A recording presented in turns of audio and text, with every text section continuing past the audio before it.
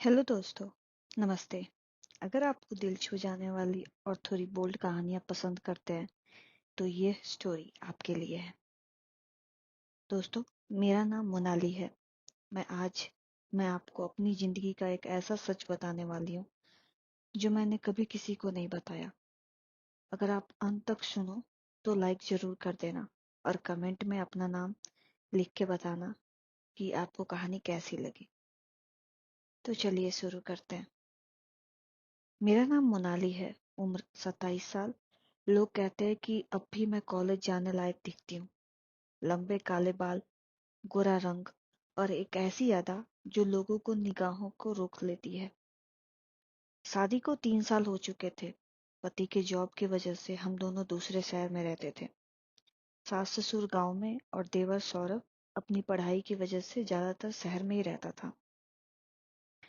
एक दिन अचानक सास का फोन आया। आवाज में हल्की सी नर्वसनेस थी। मोनाली, सौरभ कुछ जरूरी काम से तुम्हारे पास आ रहा है। 3-4 दिन रुकेगा। उसका पूरा ध्यान रखना। जो मांगे वो देना। मुझे किसी तरह का शिकायत नहीं सुनना चाहिए। मैंने बिना कुछ सोचे कहा, ठीक है माँ, आप निश्चिंत रहो। अगली सुबह दरवाजे की घंटी बजी। मैंने दरवाजा खोला। सामने सौरभ खड़ा था, काले टी शर्ट में, थोड़ी गीली बालों के साथ। दिखने में पहले से कहीं ज्यादा हैंडसम लग रहा था। मेरी निगाहें कुछ सेकंड के लिए रुक गई। उसने हल्के से मुस्कुराते हुए कहा, भाभी, 3-4 दिन की मेहमानी करनी पड़ेगी, दिक्कत तो नहीं होगा ना? मैंने जल्दी से मुस्कान संभालते हुए कहा, क्या बात कर रहे हो सौरभ, ये भी तुम्हारा ही घर है ना?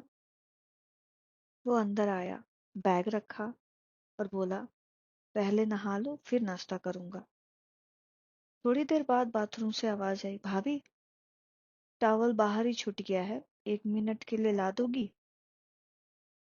मैं टॉवल लेकर गई। दरवाजा थोड़ा खुला था। अंदर से भाप निकल रही थी। मेरी निगाहें अनजाने में अंदर चली गई। सौरभ नहा रहा था। पानी की बूंदें उसके शरीर पर चमक रही थी। मैं तो एक पल के लिए वही ठहर गई। फिर होश आया और मैंने आवाज लगाई, टॉवल रखा है मैंने बाहर। उसने टॉवल लिया। मैं तेजी से किचन में लौट आई। दिल मानो जोर जोर से धड़क रहा था। अपने आप से कहा, मोनाली, होश में रहो, ये तुम्हारा देवर है। नाश्ता बनाते समय अचानक सौरभ किचन में आ गया। मेरे काफी करीब खड़ा हो गया और बोला, भाभी, चाय नहीं पीता मैं, मुझे दूध चाहिए, वो भी ठंडा वाला। मैंने मुस्कुराते हुए कहा, ठीक है, अभी लाती हूँ। अब मैं दूध का गिलास पकड़ रही थी तो उसके हाथ ने मेरे हाथ को छू लिया। नजरें मिल गई। कुछ पल दोनों चुप रहे। फिर उसने हल्के से मुस्कुरा दिया। दिन भर मैं घर के कामों में व्यस्त रहती, लेकिन दिमाग बार बार सौरभ पर ही जा रहा था। पति कई दिन से बाहर थे। शरीर और मन दोनों एक अजीब सी बेचैनी थी। रात के 1 बजे मुझे प्यास लगी। किचन में पानी पीने गई।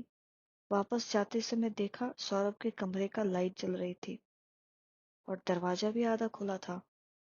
मैंने सोचा चलो देख ही लेती हूँ। अंदर गई तो वो फोन पर हॉलीवुड मूवी देख रहा था। स्क्रीन पर एक तीव्र रोमांटिक सीन चल रहा था। मेरे कदमों की आहट सुनते ही उसने फोन नीचे रख दिया। अरे भाभी, आप इतनी रात को? मैंने कहा, लाइट जलती देखी तो सोचा पूछ लूं, नींद नहीं आ रही क्या? उसने बिस्तर पर जगह बनाते हुए कहा, आपको भी नींद नहीं आ रही होगी, चलो साथ में मूवी देख लेते हैं, अकेले अकेले बोर हो रहा हूँ। मैं थोड़ी हिचकिचाई, लेकिन फिर उसके पास बैठ गई। मूवी में रोमांटिक सीन आते ही माहौल भारी हो गया। अचानक सौरभ ने अपना हाथ धीरे से मेरी कमर पर रख दिया। मेरे शरीर में जैसे करंट दौड़ गया। मैंने हाथ काटने की कोशिश की, लेकिन वो बोला, भाभी, डर क्यों रही हो, कोई नहीं है यहाँ। फिर वो धीरे से बोला, माँ ने कहा था ना, जो कहूँ वो करना। आज मुझे दूध नहीं कुछ और चाहिए। मैंने उसकी तरफ देखा। आवाज कांप गई। सौरभ, ये गलत है। वो मेरे और करीब आ गया और बोला, गलत तब होता जब जबरदस्ती होती। मैं पूछ रहा हूँ, अगर तुम चाहो तो अभी कमरे से बाहर चली जाओ, मैं कुछ नहीं बोलूंगा। लेकिन अगर रुक गई तो समझ जाऊंगा कि तुम भी यही चाहती हो। कमरे में सन्नाटा छा गया। मेरा दिल जोर जोर से धड़क रहा था। दिमाग कह रहा था जाओ, लेकिन शरीर और मन दोनों वही रोक रहे थे। आखिरकार मैंने आंखें बंद कर ली और धीरे से उसका हाथ पकड़ लिया। उस रात सौरभ ने मुझे इस तरह छुआ जैसे वो बहुत दिनों से प्रतीक्षा कर रहा हो। मैं भी अपने आप को रोक नहीं पाई। हम दोनों एक दूसरे में पूरी तरह खो गए। अगली सुबह जब आंख खुली तो सौरभ मेरे बगल में सोया हुआ था। मैंने उसका चेहरा देखा और मन ही मन मुस्कुरा दी। जब तक वो रहा, हर रात यही सिलसिला जारी रहा।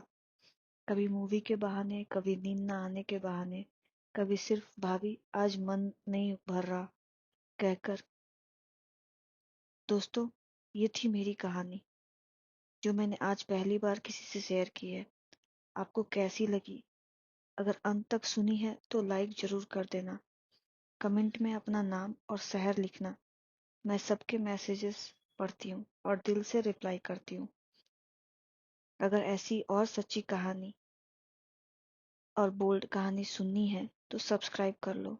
और हाँ, बेल आइकन दबा दो ताकि जब भी मैं अपनी नई स्टोरी अपलोड करूँ तो आपको सबसे पहले नोटिफिकेशन जाए। अगली कहानी में फिर मुलाकात होगी। ध्यान रखना, कुछ कहानियां सिर्फ रात को ही सुनी जाती है, जैसे मेरी। तब तक के लिए आप अपना ध्यान रखें। Take care. बाय।